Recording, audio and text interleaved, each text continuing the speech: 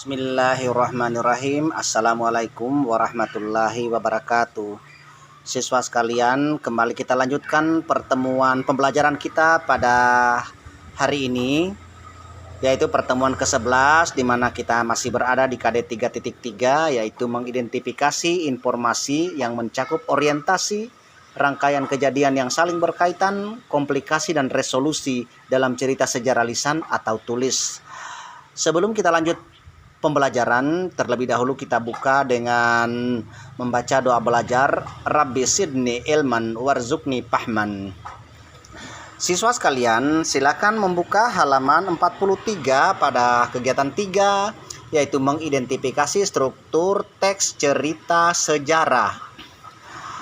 Materi yang disajikan, siswa silakan membaca pada halaman 43 sampai 44, di mana kalau kita melihat uraian atau struktur teks cerita sejarah itu ada mencakup 6.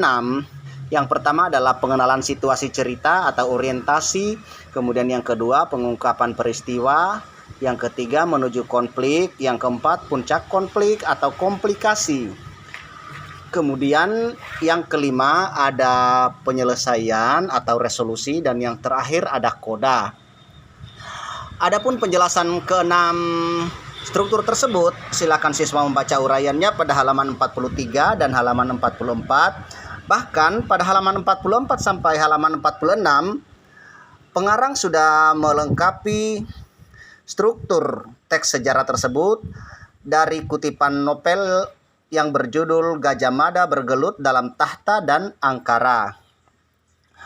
Di sini diuraikan satu persatu, mulai dari orientasi, kemudian pengungkapan peristiwa, kemudian menuju konflik, kemudian konflik,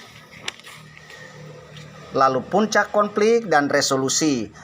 Di lajur kiri ada kutipan novel sejarahnya, kemudian di bagian kanan ada keterangannya, artinya penjelasannya, menghubungkan antara struktur dan novel sejarah. Mudah-mudahan siswa bisa membaca dengan cermat secara berulang-ulang sampai bisa memahaminya.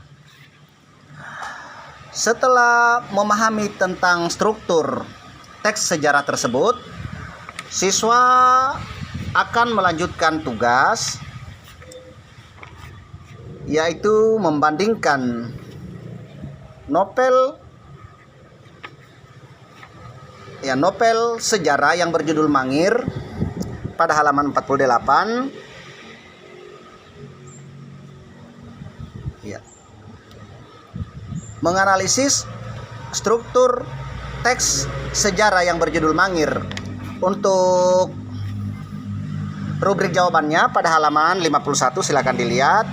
Di situ ada kolom. Ya. Dari penulis buku ini menyajikan kolom itu hanya 5, namun yang sebetulnya siswa harus menambah 1 kolom lagi karena struktur teks sejarah itu terdiri atas 6.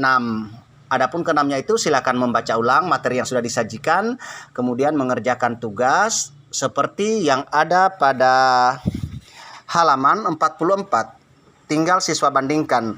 Kalau pada halaman 44 pengarang menguraikan struktur teks novel sejarah ini berdasarkan novel yang berjudul Gajah Mada Bergelut dalam Tahta dan Angkara, sementara yang siswa akan kerjakan itu berdasarkan novel yang berjudul Mangir. Mudah-mudahan siswa bisa memahaminya. Kalau ada kesulitan, silakan bertanya kepada gurunya. Terima kasih. Untuk pembelajaran kita pada kesempatan ini saya cukupkan sampai di sini. Saya tutup dengan doa kifarat majelis. Subhanallahi wa bihamdihi, subhanallahi wa bihamdika, asyhadu an la ilaha anta wa astaghfiruka wa atubu ilaik. Assalamualaikum warahmatullahi wabarakatuh.